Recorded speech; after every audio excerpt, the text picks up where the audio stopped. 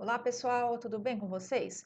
Eu estou gravando aqui esse vídeo para a gente recapitular alguns assuntos que nós vimos nas aulas presenciais e que vão ser importantes para a gente continuar esse nosso estudo de ciências, estudo aqui do corpo humano, tá? E aí sim conseguir nos dar a base para a gente entender o que é a genética e da onde que veio as nossas características e assim por diante. Tá? Então, aqui eu tenho essa estrutura que a gente chama, no conjunto desses órgãos, de sistema reprodutor feminino. Então, nas aulas presenciais, nós vimos que esse sistema reprodutor feminino, ele é interno, ele fica lá de dentro do corpo, ao contrário dos homens, que a maioria dos seus órgãos ficam externos, né, ficam para fora do corpo. Nós vimos também que o sistema reprodutor feminino, ele vai ter aqui a parte externa, que a gente vai chamar de pudendo feminino, aonde nós temos o canal da vagina, tá? Que a gente vai ver que é essa estrutura aqui. Então, aqui esse sistema reprodutor, eu cortei ele ao meio para a gente conseguir estudar aqui e ver todas as características. Vamos ver aqui os principais órgãos, as principais estruturas desse sistema, né? Vamos rever eles. Então, nós temos aqui o canal da vagina, que nós estudamos, que ele vai ter algumas funções, como é a saída ali da criança quando tem o parto normal, a saída da menstruação e também aonde vai ser o local da penetração. Aqui nós vamos ter o útero, essa cavidade, que vai servir ali para dar espaço e todas as condições necessárias para que o feto possa desenvolver, né? Nós falamos sobre o endométrio, o miométrio, nós vamos rever essas estruturas também. Nós temos aqui, tanto desse lado quanto desse, o ovário, que vai ser a gônada feminina, ou seja, a estrutura, o órgão que vai ser responsável por produzir os gametas, no caso aqui, o feminino. Lembre-se que no caso das mulheres, os óvulos, né, que a gente chamou de ovócito, eles nascem já com a mulher, né? Então a criança, a hora que nasce, a menina quando nasce já tem todos esses ovócitos. E ele vai soltando, vai liberando, vai ovulando uma vez por mês e vai eliminando esses ovócitos que a gente tinha aprendido.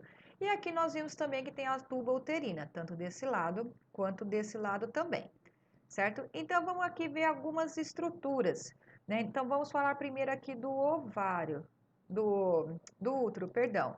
Então, nós reparem aqui que está piscando, né? Que é a parte interna, essa que é o endométrio, né? Então, se eu for aproximar aqui, dá para ver o endométrio, que é a camada interna do útero, né? É esse endométrio que se descola quando tem a menstruação. Lembra que o crescimento, a manutenção e o descolamento desse endométrio, ele é regulado por hormônios femininos, que a gente chamou de ciclo menstrual. Nós vamos ter aqui também o miométrio, que é toda essa região, a musculatura. É essa musculatura que se contrai e relaxa quando ou a menina tem a cólica, a mulher tem cólica um pouco antes da menstruação, que é para você expulsar o miométrio, ou até mesmo quando a mulher está tendo contrações durante o parto. Então, conforme ela vai contraindo essa musculatura chamada miométrio, ela vai expulsar a criança quando for o momento ali do nascimento. Aqui desses dois lados nós temos o ovário,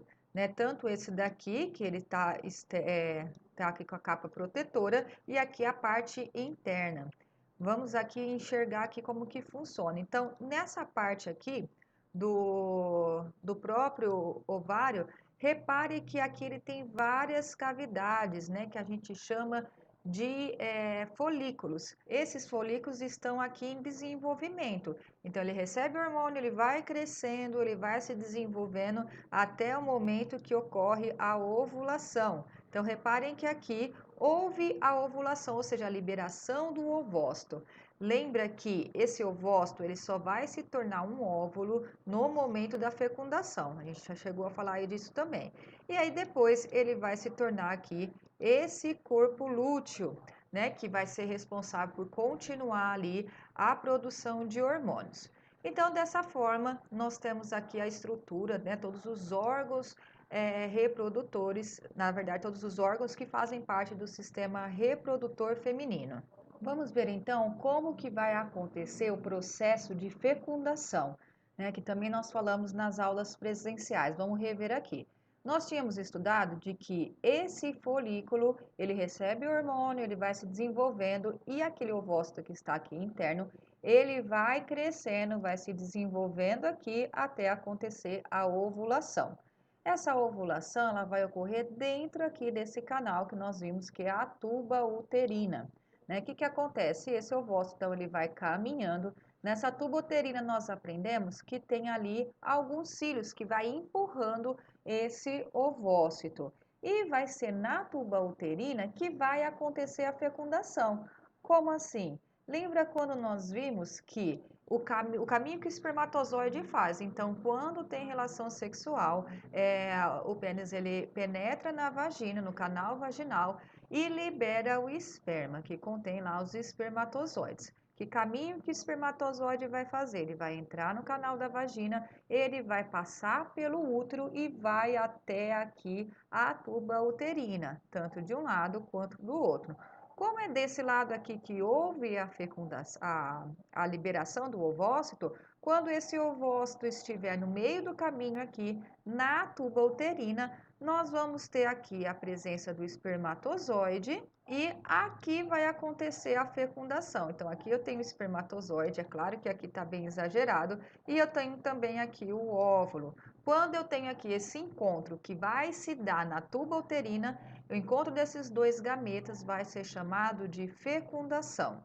Depois que fecundou, essa célula ovo, que é resultado da fecundação, ela vai continuar caminhando aqui na tuba uterina e ela vai se fixar aqui no endométrio, né? Que vai ser aquela camada que vai conseguir grudar o feto. E aqui, nesse caso, vai ser chamado de nidação. Lembra que quando nós vimos que nós temos o ciclo feminino, o ciclo menstrual feminino, ele vai preparando o corpo para a gravidez. Então, o endométrio já está totalmente preparado para receber essa célula ovo, né? Que já a gente vai ver que vai se desenvolvendo até grudar. E quando grudar, a gente vai chamar esse fenômeno, né? Esse fato de nidação. Para vocês conseguirem acompanhar esse processo, deem uma olhada na ilustração que está na página 80 do livro de vocês. Aqui nós temos o ovário, nós temos aqui o folículo que se desenvolveu e o ovócito, e ocorreu aqui a liberação. Repare que essa seta mostrou que o ovócito caminhou aqui pela tuba uterina. O espermatozoide que fez esse caminho que nós vimos, ele vai acontecer aqui nesse processo a fecundação. Apenas um espermatozoide, como nós já havíamos dito, é que vai conseguir fecundar esse óvulo, tá? Então, o que que acontece? Eu vou ter aqui esse óvulo fecundado e vai formar aqui a célula ovo, que é essa daqui, ou então chamado também de zigoto. E aí, o que que acontece? Reparem que quando é formado o zigoto, esse zigoto, que é uma única célula, essa célula passa a se dividir conforme ela vai caminhando aqui na tuba uterina. E essa divisão vai acontecendo. Então, eu tenho aqui no primeiro dia, eu tenho 2 células. No segundo dia, eu vou ter 4 células. E essa multiplicação, ela vai acontecendo. Até o momento, mais ou menos, do 7º dia, que vai acontecer essa nidação, que nós vimos que quando aqui o feto consegue grudar no endométrio, aqui na parede mais externa aqui, interna do nosso útero, né, do útero feminino. Então, com a anidação, aí sim que nós vamos ter decretado a gravidez. Até antes disso, nós não temos nenhuma evidência de que a mulher está ou não grávida. Só depois que acontece a anidação é que ela aqui começa realmente a gravidez.